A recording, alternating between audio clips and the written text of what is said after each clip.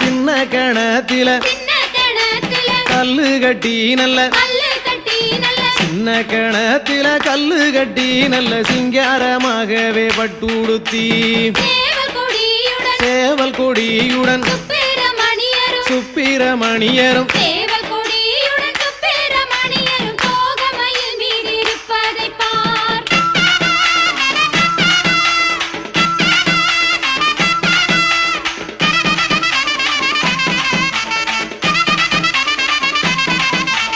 வெள்ளிக்கிழமையில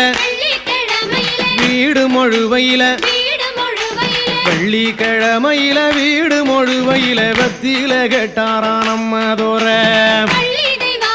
வள்ளி தெய்வானைய இடது போறான் வச்சு